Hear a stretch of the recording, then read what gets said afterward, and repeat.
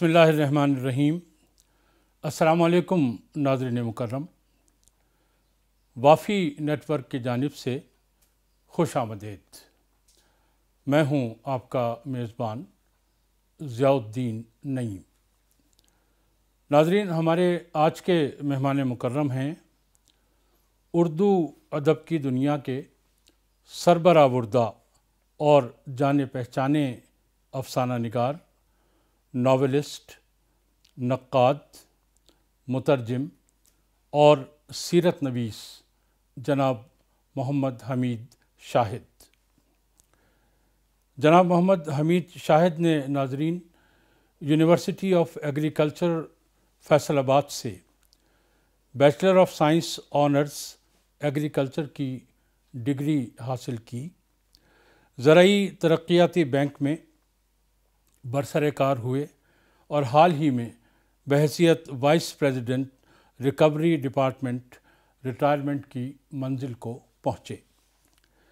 ہمارے ممدوح کی کتابوں کا زیور طباعت سے آراستہ ہونا اس ترتیب سے رہا: اردو افسانہ، بند آنکھوں سے پرے 1994، جنم جہنم 1998، مرغزار 2004، آدمی 2013، 50 افسانے 2009، دہشت میں محبت 2015، اردو ناول مٹی آدم کھاتی ہے 2017، تنقید، ادبی تنازعات سن 2000، اردو افسانہ صورت و معنی 2006، اشفاق احمد شخصیت و فن 1998، پروفیسر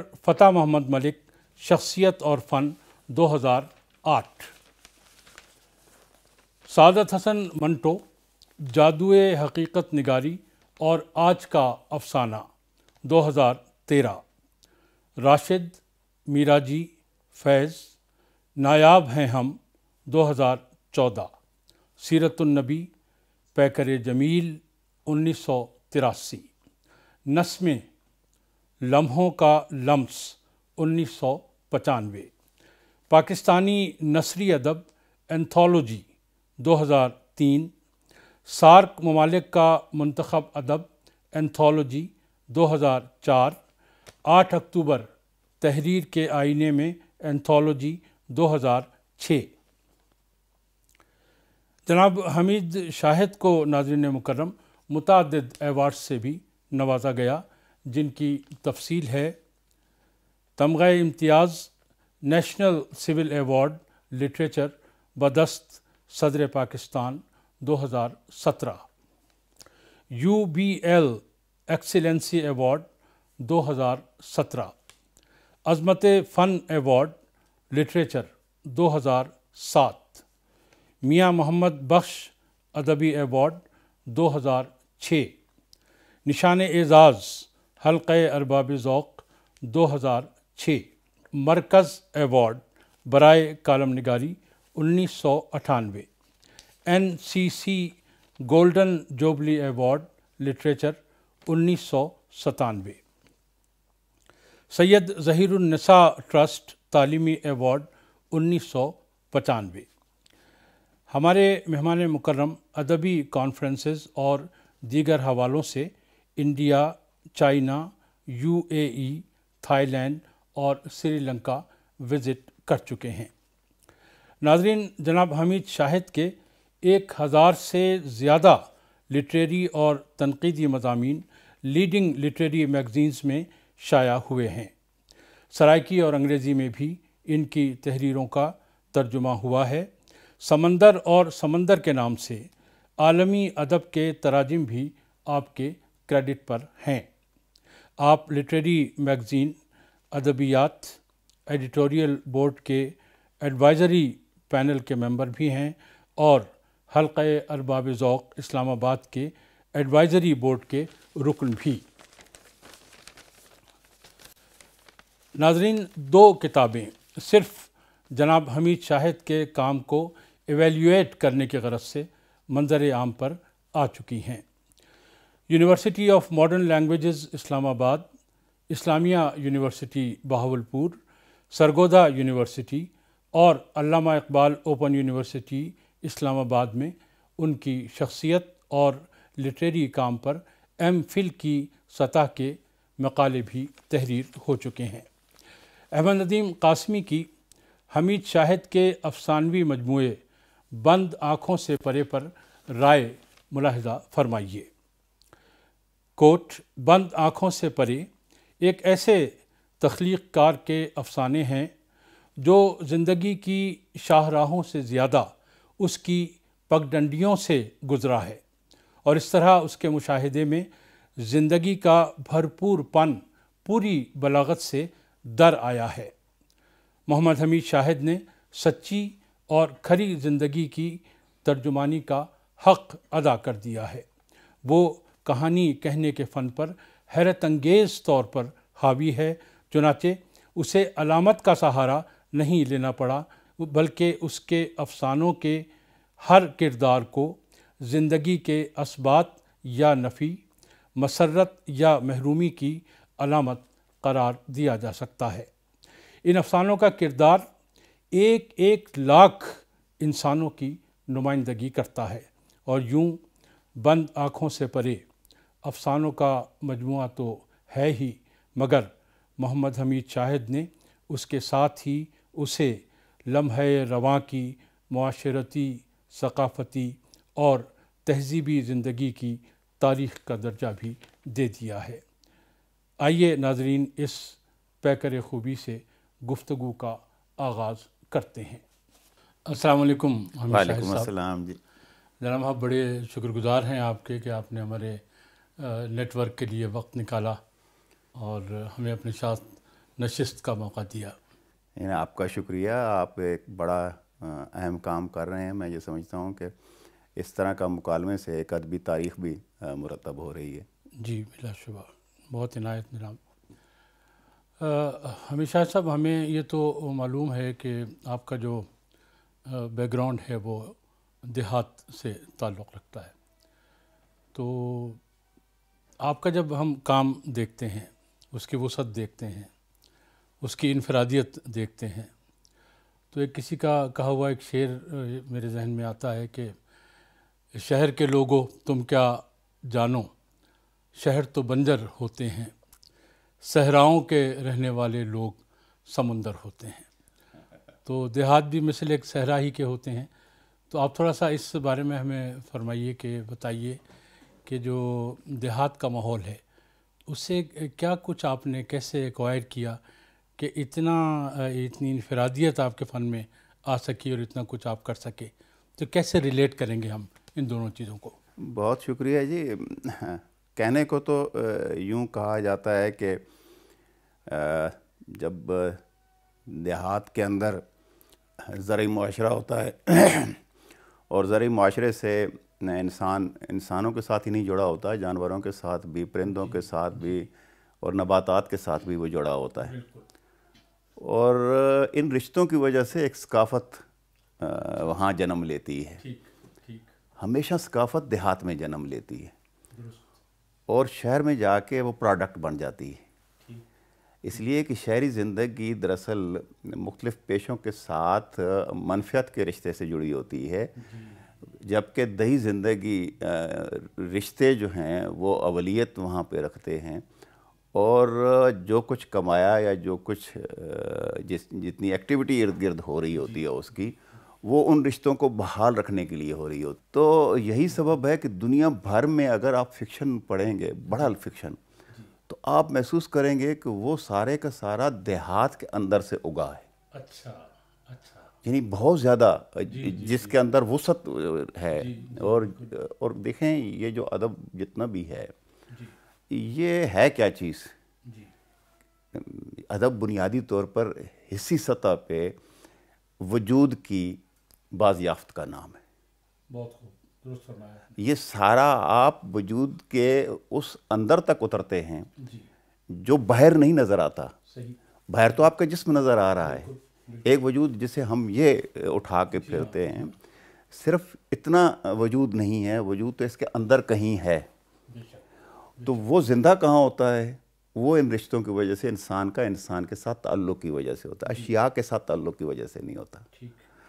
اشیاء تو آپ کے جس طرح جگہ گھیرتی ہیں اسی طرح آپ کا باطن بھی گھیر لیتی ہیں، آپ کے اندر بھی گھیر لیتی ہیں، اور اس میں گنجائش ہی نہیں رہتی کہ وہ ایک بے ریا تعلق جو ہے وہ دوسرے فرد سے قائم کر سکے. تو یہی سبب ہے، میں یہ سمجھتا ہوں. میری اگرچہ پیدائش جو ہے وہ ایک قصبے میں ہوئی، پنڈی گیب میں، لیکن ہمارا تعلق جو تھا وہ اس سے 7-8 کلومیٹر پرے ایک گاؤں ہے چکی. تو وہاں سے رہا. والد صاحب دادا جی جب ہمارے، انہوں نے ایک فیصلہ کیا تھا کہ اپنے بچوں کو لے کے، وہ تینوں بیٹوں کو وہ لے کے آ گئے تھے پنڈی گھیب میں. وہاں جو زمین تھوڑی بہت تھی، انہوں نے کہا کہ نہیں ٹھیک ہے، ہم یہاں بچے رہیں گے تو یہ تھوڑا سا پڑھ لیں گے اور اس طرح. تو یہاں جب وہ آ گئے تو جب ہم پیدا ہوئے بھائی وغیرہ، تو ہم نے یہ دیکھا کہ ہمارے ہاں تو وہ گاؤں جو وہ چھوڑ کے آئے تھے وہ آ کے یہاں بس گیا تھا کہ وہ ایک طرف جو ہے وہ بھینسیں بندھی ہیں، وہ اس کا بندھا ہوا ہے، ایک طرف جو ہے صبح صبح اٹھتے تھے تو پتہ چلتا چکی کی آواز آ رہی ہوتی، والدہ جو ہیں وہ چکی پیس رہی ہیں کہ نہیں بھائی یہ اپنے گھر کا آٹا ہونا چاہیے. اچھا وہ لسی بلو رہی ہیں جناب، اس میں مکھن نکال رہی ہیں، اور ہم ان کے ارد گرد جا کے بیٹھ جایا کرتے تھے کہ ہمیں ذرا یہ جو جسے ہم ادرڑکا کہتے تھے کہ ابھی پوری طرح لسی کے اوپر وہ مکھن آیا نہیں ہے، یہ پہلے والا ہمیں وہ چھنا ہمیں بھر کے دے دیا جو لطف ہوتا تھا. تو اس طرح کی صورتحال تھی. گھر میں ہمارے ایک دریک تھی، وہاں اس کے ساتھ وہ پینگ لگی ہوتی تھی، بڑا سا سین تھا. تو وہ تینوں جو بھائی تھے، یعنی والد صاحب اور ان کے دونوں بھائی، تو وہ ایک ہی بڑی حویلی میں یہاں جو پنڈی گیب میں تھی تو وہ رہتے تھے. تو وہ ایسا ہی تھا جیسے آپ دیہی ماحول ہے. اور پھر جب بھی ہمیں چھٹیاں وغیرہ ہوتی تو ہم گاؤں چلے جایا کرتے تھے، کھیتوں میں گھوما کرتے، درختوں کے اوپر چڑھا کرتے. تو یہ جو ساری چیزیں جو میرے فکشن کا حصہ بنی ہیں، دراصل اس سبب بنی ہیں کہ یہ میرے اندر رچ بس گئی ہیں. آپ نے بڑی خاص بات کی کہ جو اشیاء اور انسان، ان کا جو فرق ہے تو وہ بڑا واضح ہوتا ہے. جو دیہاتوں میں انسان اہمیت رکھتے ہیں، شہروں میں آ کے پھر کچھ ایسا ہوتا ہے کہ وہ اشیاء اہمیت لے جاتی ہیں. وہ کسی کا ہے نا قول کہ people are to be respected and things are to be used, but the fun is things are being respected and people are being used. تو یہ آپ نے بہت درست فرمایا. اچھا ایک اور جو تاثر آپ کا سارا جو میں نے دیکھا، جس حد تک بھی آپ کے جو فن کی خصوصیت ہے، تو اس سے ایک مجھے اگین کسی کے کوٹیشن یاد آئی کہ always be the first version of your own self and never be the second rate version of anyone else. تو آپ کے شخصیت میں بھی اور آپ کے کام میں بھی میں نے یہ بات بڑی بھرپور انداز میں محسوس کی. یہ آپ کی نوازش ہے کہ آپ ایسا محسوس کرتے ہیں اور ہوتے ہیں. اصل میں ایک تو بات سمجھنا چاہیے کہ میں ادیب بننے کے لیے ادب کی طرف نہیں آیا. یہ میرے اندر ہی ایک تانگ تھی کہ مجھے ایک تخلیقی سطح پہ اپنی زندگی کو بتانا ہے اور جینا ہے. دیکھیے میں اردو میں نے نہیں پڑھی، وہ ہمارے سید ضمیر جعفری صاحب نے میری ایک کتاب کے اوپر یہ لکھا بھی کہ یہ عجیب شخص ہے کہ وہ پیدا ہوا جو پنجاب کے ایک دور دراز علاقے میں، اور اس نے تعلیم بستانیت کی حاصل کی. انہوں کا مطلب یہ تھا کہ ہارٹیکلچر یہ پڑھتا رہا اور اب یہ ادب لکھتا ہے. تو ساتھ ہی لیکن یہ ان کی محبت تھی اور انہوں نے بہت زیادہ تعریف کی، وہ جملہ میں یہاں نہیں دہراؤں گا. لیکن یہ ہے کہ وہ واقعی ایسا ہے کہ پڑھنا جو تھا یا میں فکشن کی طرف بھی جو آیا وہ بہت بعد میں آیا تھا. پہلے ہمارے ہاں گھر میں ایک ماحول تھا پڑھنے لکھنے کا. اس لحاظ سے میں یہ نہیں کہتا کہ وہ ادیب تھے، لیکن علم کے ساتھ ان کی محبت بہت زیادہ تھی. تو ہمارے ہاں کتابیں ہمارے ہاں وہ آیا کرتی تھیں. اور مجھے یاد ہے ہمارے گھر میں ایک کرسی ہوتی تھی جس کے اوپر ٹاٹ لگا ہوتا تھا، اور وہ اس میں والد صاحب بیٹھتے تھے تو وہ بیچ میں اسے جھلاتے رہتے تھے اور وہ کتاب سامنے رکھ کے، اچھا پھر میں وہ اس سے ہوتا تھا اس امید پہ کہ یہ جب اٹھیں گے اس انتظار میں ہوتا تو میں پھر وہاں بیٹھ جاتا اور وہ کتاب اٹھا تو وہ کتاب سے محبت یوں بنتی چلی گئی. اور ظاہر ہے یہ چیزیں آپ کی زندگی کے اوپر اثر انداز ہوتی ہیں.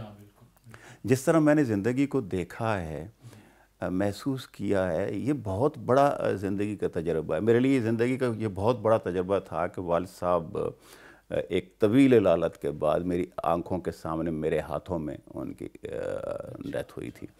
یہ بڑا عظیم سانحہ تھا میرے لیے کہ 71 کی جو آپ سکوت ڈھاکہ ہوتا ہے تو والد صاحب کے اوپر شدید اس کا اثر ہوتا ہے, اتنا شدید اثر ہوتا ہے کہ ان کو برین ہیمریج ہوتا ہے, اور وہ جو اگلے کئی سال جو ہیں وہ اس کے وجہ سے آہستہ آہستہ پھر ان پہ وہ ایک حصہ جو ہے ان کا وہ پیرالائز ہونا شروع ہو گیا, اور وہ بیماری ان کو اتنی پرولانگ کر گئی کہ بہت عرصہ انہوں نے اپنے بیڈ کے اوپر گزارا. تو زندگی کو ہم نے یوں دیکھا ہے بہت قریب سے, اور جب تک وہ زندہ رہے تو ہمارے ہاں اتنی چہل پہل رہتی تھی, یعنی اس لحاظ سے کہ گاؤں سے لوگ آتے تھے, اور وہ چونکہ سماجی سیاسی شخصیت تھے تو ان کے پاس آتے تو کسی کے ساتھ وہ تھانے جا رہے ہیں, کسی کے ساتھ کچہری جا رہے ہیں, کسی کے ساتھ یوں جا رہے ہیں. تو اس کے بعد جب انہیں ہم بستر پہ دیکھتے تھے آپ یقین کیجئے کہ اس اذیت کا آپ سوچ بھی نہیں سکتے ہیں. یہ زندگی وہ فاروقی صاحب نے وہ فاروقی صاحب نے کہیں میرے ایک کسی ناول کے اوپر لکھتے ہوئے تو آخری جملہ یہ لکھا تھا کہ شاید دکھ سب کچھ سکھا دیتا ہے, تو مجھے لکھنا بھی اسی دکھ نے سکھایا ہے مجھے لگتا ہے. اچھا, آپ ایگریکلچرل یونیورسٹی تشریف لے گئے تھے, تو وہاں جانے کی جو وجہ ہے وہ آپ نے کہیں لکھی کہ وہ کوئی اسٹوڈنٹ لیڈرز سے آئے تھے. یہ بڑا مزے کا واقعہ ہے. ہاں بالکل بڑا مزے کا واقعہ ہے. ہوا یہ تھا کہ ان دنوں کوئی موومنٹ چل رہی تھی اور جلوس نکل رہے تھے, تو ابھی میں نے میٹرک کا امتحان پاس کر کے فارغ ہوا, تو وہ شوق تو میرے ایسے ہی تھے کہ ایک جلسے میں وہاں جو ہمارے پنڈی گیب میں ایک بازار سے نکل کے جلوس آگے تک آ رہا تھا, تو وہ اس میں نے تقریر کی. تو اب وہ بھی اسٹوڈنٹ لیڈر آئے ہوئے تھے, انہوں نے بھی تقریر کی, پنجاب سے آئے ہوئے تھے, کچھ پنجاب یونیورسٹی سے, کچھ زرعی یونیورسٹی سے, کچھ اس طرح مختلف مل کے. تو وہ کہتے ہیں اچھا بھائی آپ کا گھر کدھر ہے؟ تو میں نے کہا جی یہ ہے. وہ کہتے ہیں اچھا میں آپ کے والد صاحب سے ملنا ہے. تو وہ والد صاحب سے ملا دیا ان کو. تو والد صاحب کو انہوں نے کہا جناب کہ دیکھیں اس لڑکے کو آپ مہربانی کریں کہ زرعی یونیورسٹی میں آپ ان کو داخل کریں, اس کا بڑا سکوپ ہے. ان کو بڑا انہوں نے کنونس کیا, انہوں نے کہا اچھا ٹھیک ہے دیکھتے ہیں. خیر وہ چلے گئے, اور کچھ عرصے کے بعد ایک پیکٹ ملا جس کے اندر اس کی پراسپیکٹس وغیرہ تھی اور ان کے فارم وغیرہ تھے. تو والد صاحب نے کہا بھیا چلیں آپ نے کہیں آگے پڑھنا ہی ہے تو چلیں یہ بھی کر لیں. ہمارا چونکہ فیملی بھی کاشت کے ساتھ منسلک تھی, تو انہوں نے کہا کہ یہ اور اچھا ہے آپ اس کو کر لیجیے. تو یوں میں زرعی یونیورسٹی چلا گیا. تو وہاں کا جو ماحول تھا اور اس میں جو کچھ آپ نے کیا وہ کچھ تھوڑا سا بتائیں گے؟ وہاں بھی ایسا ہی رہا کہ اسٹوڈنٹس چونکہ لیڈروں کے ساتھ یہاں یہ رابطے ہو گئے تھے, تو وہاں ہی جا کے ایک تو طلبہ سیاست کے ساتھ جا کے ایک رہے, منسلک ہو گیا, اور حتیٰ کہ الیکشن بھی لڑا. اور ایک موقع ایسا آیا کوئی ایجیٹیشن وغیرہ ہوئی اور مجھے جیل وغیرہ بھی جانا پڑا, اور جڑاں والا جیل جو ہے اس میں کوئی ایک آدھ رات گزاری. تو یہ سارا سلسلے رہے. پھر اس میں ایک وقت ایسا آیا کہ وہاں جو ایک میگزین تھا کشت نو, یونیورسٹی کا جو رسالہ ہوتا ہے نکلتا ہے سال بھر کے بعد, تو اس کا مدیر ہو گیا. تو جب اس کا مدیر ہو گیا تو پھر اس کے بعد مجھے لگا کہ میں آہستہ آہستہ تبدیل ہو رہا ہوں. یعنی میری دلچسپیاں پھر سیاست سے, طلبہ سیاست سے کم ہوتی چلی گئیں. پھر اسی زمانے میں ایک کوئی پرچہ تھا, وہ ایک سیرت نمبر نکالنا چاہتے تھے. تو انہوں نے کہا جی کہ ہمیں ایک آرٹیکل چاہیے, کیونکہ میں لکھنا تو شروع ہو گیا تھا, بلکہ میٹرک میں ہی میرا پہلا آرٹیکل چھپ گیا تھا نوائے وقت میں. تو لکھنے کی طرف تو میں راغب تھا، لیکن مضامین لکھتا تھا. تاریخ میرا دلچسپی تھی اس لیے کہ اور مختلف کتابیں جو ہمارے گھر میں آیا کرتی تھیں وہ تاریخ اور مذہب کے حوالے سے تھی، تو لہٰذا میرا زیادہ دلچسپی اس کی طرف شروع میں رہی. تو وہ مضامین تو میں لکھتا تھا. تو انہوں نے آیا کہ جی آپ ایک ہمیں لکھ دیں. اب جب یہ پیشکش ہوئی مضمون لکھنے کی تو میں پھر بڑا سنجیدہ ہو کے تو لائبریری چلا گیا. تو لائبریری میں جب آپ ایک کتاب پڑھتے ہیں تو آپ کو مزہ آتا ہے، پھر آپ دوسری پڑھتے ہیں، تیسری پڑھتے ہیں، چوتھی پڑھتے ہیں. تو وہ یوں تھا کہ میں کتابیں پڑھ رہا تھا اور ساتھ نوٹس لیتا جا رہا تھا، پڑھ رہا تھا اور نوٹس لیتا جا رہا سیرت تھا. پر جو مضمون لکھنا تھا جی وہ مضمون تو مؤخر ہو گیا. اور مجھے خود ایک تجسس تھا کہ ہاں اگر انہوں نے یہ کہا ہے تو اس میں کہیں دیکھیں ہر کتاب کے اندر کہیں نہ کہیں ریفرنسز ہوتے ہیں. تو آپ کہتے ہیں اچھا یار اس کتاب کو بھی دیکھ لینا چاہیے جو یہ آخر پہ اس کا حوالہ دی ہو. تو پھر میں اس کے پاس چلا جاتا. تو اس طرح بہت ساری کتابیں مجھے پڑھنے کا موقع مل گیا. پھر یہ ہوا کہ مضامین قرآن کو جب اس کی فہرست کو دیکھا تو ہم نے کہا یار چلیں اس میں جو سیرت کے حوالے آئے ہیں ان کو دیکھ لینا چاہیے. اسی طرح جو آپ کی احادیث کی کتب تھیں وہ اب نظر سے گزری.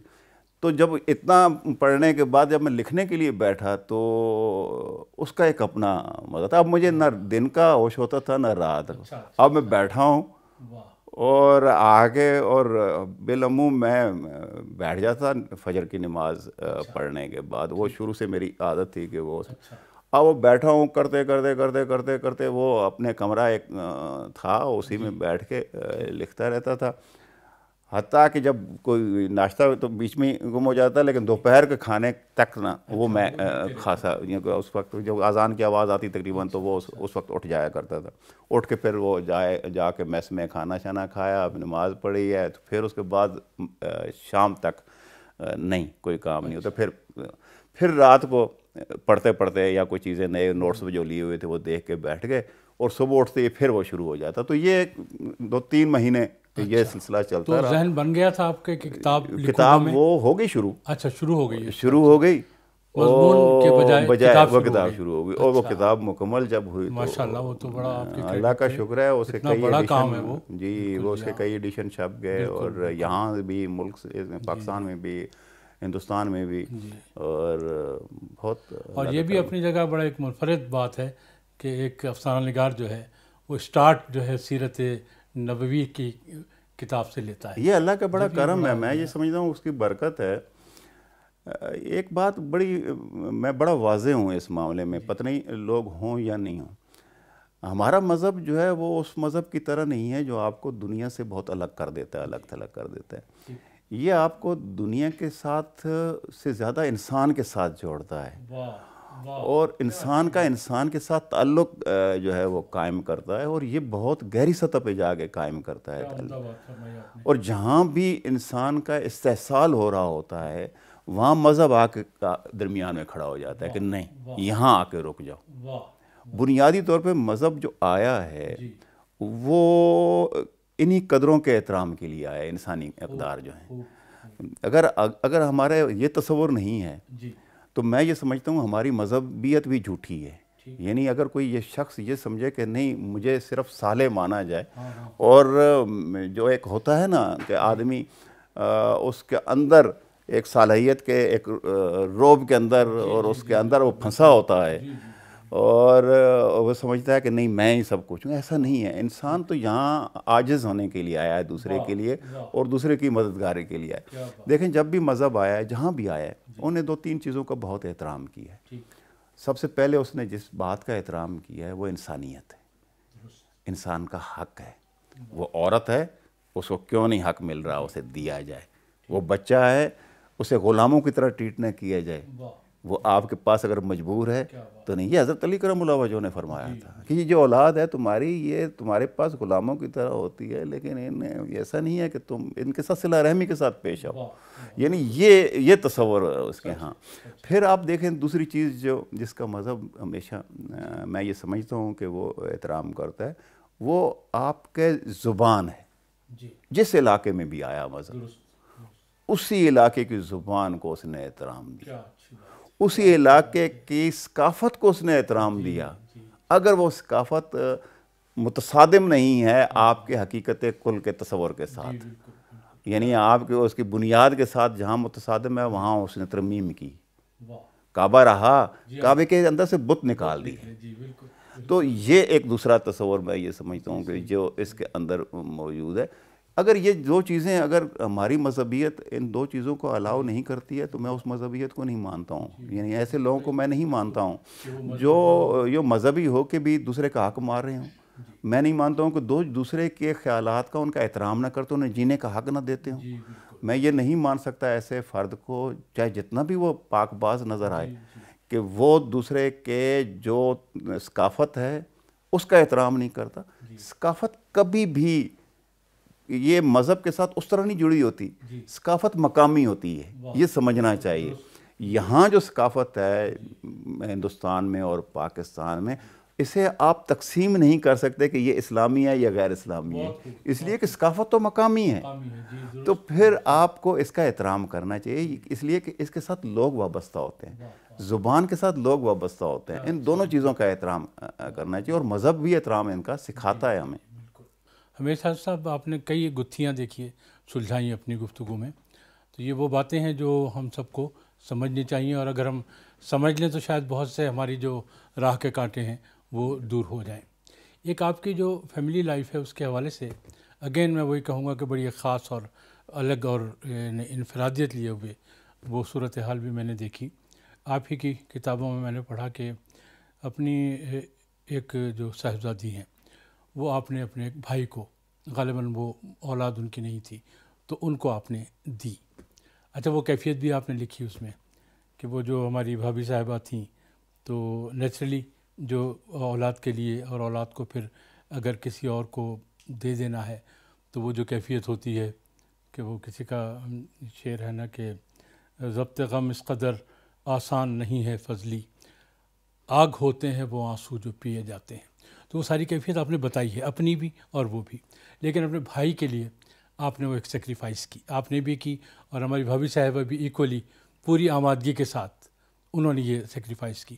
ماشاءاللہ بچی بڑی ہوئی، اور اب تو ظاہر ہے کہ وہ اپنے یعنی وہ سارے مراحل جو طے ہونے تھے الحمدللہ وہ سب کچھ طے ہو چکے. ایک یہ بات میں نے خاندانی طور پہ محسوس کی آپ کے ہاں.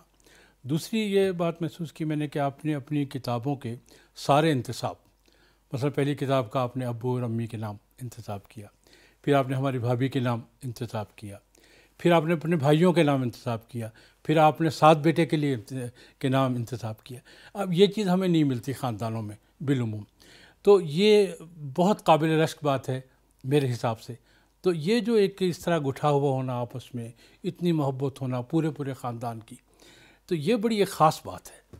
ہاں نہیں، یہ آپ نے درست کہا. پہلی بات جو آپ نے، وہ ہماری بیٹی، اب وہ تو ڈاکٹر ہے اور اس کا میاں بھی ڈاکٹر، اور اس وقت میجر ڈاکٹر ہے آپ کہہ لیں آرمی میں. تو وہ تو ماشاءاللہ بہت اچھے ہیں. لیکن بات جو آپ نے کہی کہ ہم نے قربانی دی، میرا خیال ہے ہم نے قربانی کم دی ہے، بڑے بھائی نے ہماری زیادہ قربانیاں دی ہیں. دیکھیے، ہمارے لیے یہ کہنا، میرا خیال ہے میرے سارے بچے ان کو امی ابو کہتے ہیں، اور اس کا سبب یہ ہے کہ ان کی قربانیاں بھی ہمارے لیے بہت زیادہ ہیں. یہ بچے انہی کے ہیں. ہم بھی ایک لحاظ سے اگر دیکھیں تو والد صاحب کے بعد جو ہمارے لیے بہت زیادہ محترم ہو گئے تو وہ وہی ہیں. اور ہوتا یہ تھا کہ جب وہ بچے، جب اس کا دل کرتا تھا ابھی ملنے کے لیے، یا ہمارا دل کرتا تھا، تو کبھی میں مری میں ہوں، پوسٹنگ میری، کبھی میری کہوٹہ میں ہے، تو وہ اسے لے کے آ جایا کرتے تھے. کہتے ہیں کہ آپ تکلیف نہیں کہ ہم آ رہے ہیں، تو وہ خود ہی آ جایا کرتے تھے. تو والدہ ہماری حیات ہیں الحمدللہ، اور 100 کے قریب ان کی عمر ہو رہی ہے، 90 اور 100 کے درمیان کہیں ان کی عمر ہوگی.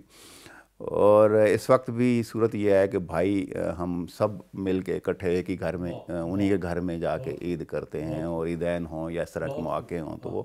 تو یہ تو ہم نے سیکھا ہے، ہمارے والدین نے ہمیں یہی سکھایا ہے کہ یہ زندگی یہی ہے کہ آپ مل کے رہیں اور آپ ایک تعلق میں بندھے رہیں. زندگی اس کے علاوہ اور کچھ نہیں ہے. دیکھیں، بڑی مزے کی ایک لکھنے والے نے ایک بات کہی تھی، اس نے کہا کہ دیکھیں آپ امریکہ میں ایک شخص گزر رہا ہے اور گزرتے ہوئے سڑک کے اوپر جا رہا ہے تو وہ اکیلا نہیں ہوتا، وہ سامنے اس کے بڑے بڑے چمکتے بورڈ لگے ہوتے ہیں اور اس کے اوپر کبھی خاتون کہتی ہے اور ہونٹوں کی طرف اشارہ کرتی ہے کہ ادھر بوسہ دو، کبھی وہ اس کو جناب وہاں سے وہ کوئی نہ کوئی آنکھیں وہ دکھا رہی ہے، کہیں پہ وہ بم جو ہے وہ گرا رہے ہیں، کہتے ہیں یہ بالکل نشانے پہ بیٹھتے ہیں فلاں فلاں۔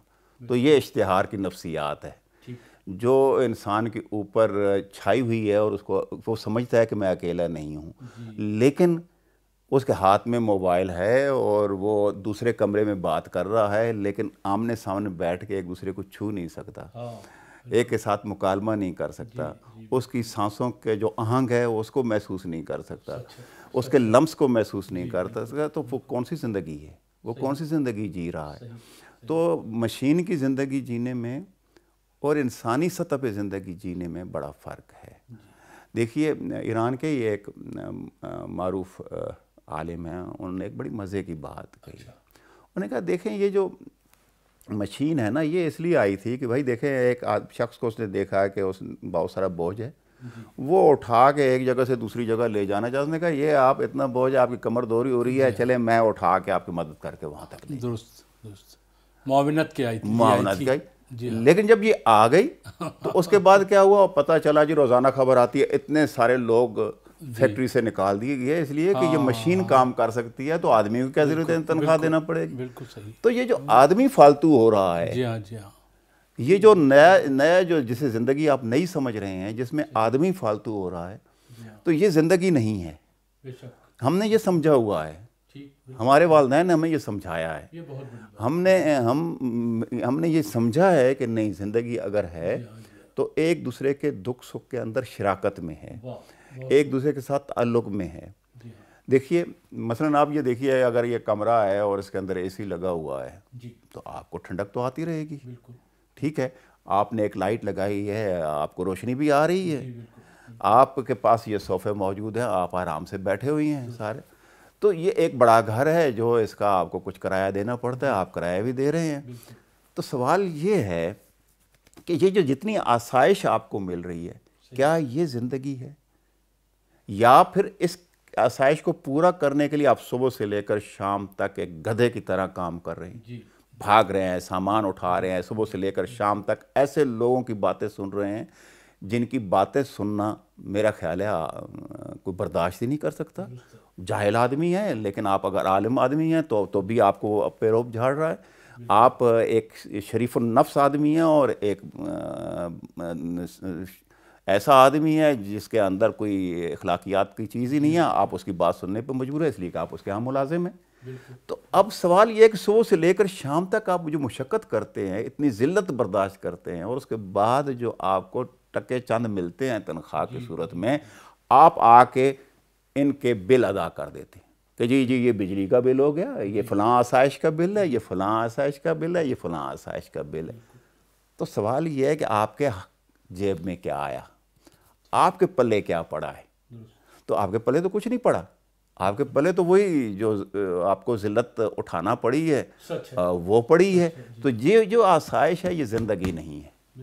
میرا کہنے کا مطلب یہ ہے، کہنا یہ چاہتا ہوں بنیادی طور پہ کہ یہ جو نئی زندگی کے جس کے ہم اس میں دوڑ رہے ہیں تعاقب میں، یہ نہیں ہے۔ مجھے بڑا مزے کی بات ہے کہ یاد آ گئی، ہم جب میری شادی ہوئی تو ہمارے دادا جان تھے، ان کے بھائی آپ کہہ لیجیے، وہ تھے گاؤں میں، اور گاؤں میں ان نے جو زندگی گزاری ہے وہ زیادہ تر ایک بوڑ کا بڑا درخت ہے، اس کے نیچے چارپائی بچھی ہوئی ہے، اور اچھے وہاں بیٹھے اور لوگ ان کے پاس آ جاتے تھے، کوئی یہ بات کر رہا ہے گاؤں کا، یہ کر رہا ہے، کوئی کام کرنے والا ہے، کوئی ساتھی ہے، کوئی دوست ہے، تو وہ اتنے خوش، اور سفید ان کی داڑھی اور نورانی ان کا چہرہ، اور تو ان کے چہرے پہ اتنی مسرت ہوتی تھی، اتنی خوشی ہوتی تھی جب بھی کوئی ان سے ملتا تھا یا ان کے پاس ہوتا تھا، کہ اس کا تصور ویسی مسرت، ویسا خوبصورتی میں نے نہیں دیکھی۔ تو جب شادی ہوئی تو وہ ان دنوں یہ تازہ یہ سوزوکی جو پک اپ ہوتی تھی یہ چلنا شروع ہو گئی تھی، ہمارے گاؤں بھی جانے لگی تھی اس طرف۔ تو انہیں کہا گیا کہ بھائی آپ شادی پہ اس پہ بیٹھ کے آئیے. کہتے نہیں میں نے تو اپنے بچے کی شادی پہ جانا ہے اور میں پیدل جاؤں گا. اب وہ پیدل وہاں سے چلے ہیں گاؤں سے, بیچ میں ریت پڑتی ہے, ریتلا علاقہ ہے, کھیت ہیں, پھر اس کے بعد ایک کس ہے جسے آپ کہہ لیں, پھر اس کے بعد وہ ایک جو نالا سیل ہے وہاں سے وہ گزرتا ہے, پھر اس کے بعد وہ کوندریں یعنی اس طرح کا جو علاقہ ہے جس میں آپ کہتے ہیں کوندر, اس میں وہ لگی ہوئی ہے, سرکنڈے وغیرہ اور یہ وہ, اس کے بیچ میں سے گزر کے وہ آئے ہیں اور جو انہیں خوشی محسوس ہوئی ہے اس مشقت میں. تو مجھے یاد آیا, دیکھیں ابھی یہیں یاد آتا ہے, مارکیز نے ایک بڑی اس کے ساتھ منسوب ایک نظم ہے, آپ اگر وہ ان کی ہے یا نہیں ہے میں یہ کچھ کنفرم نہیں کہہ سکتا, لیکن وہ جن دنوں وہ بڑے شدید بیمار ہوئے تھے اور مرنے کے قریب تھے, تو وہ نظم جو ہے آپ کو مختلف انٹرنیٹ پہ وہ سرکولیٹ ہوئی تھی. اور میری بیٹی جو ثنا ہے تو اس نے پڑھا تو کہتی بابا میں اسے ٹرانسلیٹ کر دوں. میں نے کہا کر دو. انہوں نے پھر اسے اردو میں بھی کیا تھا, اور اس کا عنوان تھا کہ دکھ کے ساتھ میں مر رہا ہوں. اس میں اس نے ایک بات کہی تھی, اس نے کہا تھا کہ دیکھو یہ جو چوٹی ہے نا, یہ اگر منزل ہے نا, اس پہ پہنچنا خوشی نہیں ہے, اس تک پہنچنے کے لیے جو آپ مشقت کر رہے ہیں, مسلسل سفر میں ہیں, وہ خوشی ہے اصل میں وہ زندگی ہے. اب وہاں پہنچ جائیں گے تو آپ کا ڈھلوان کا سفر شروع ہو جائے گا. یہ جو آپ اوپر جا رہے ہیں اور چل رہے ہیں اور مسلسل مشقت میں ہیں, یہ اصل میں زندگی ہے. تو ہمارے لیے تو زندگی یہی رہی ہے.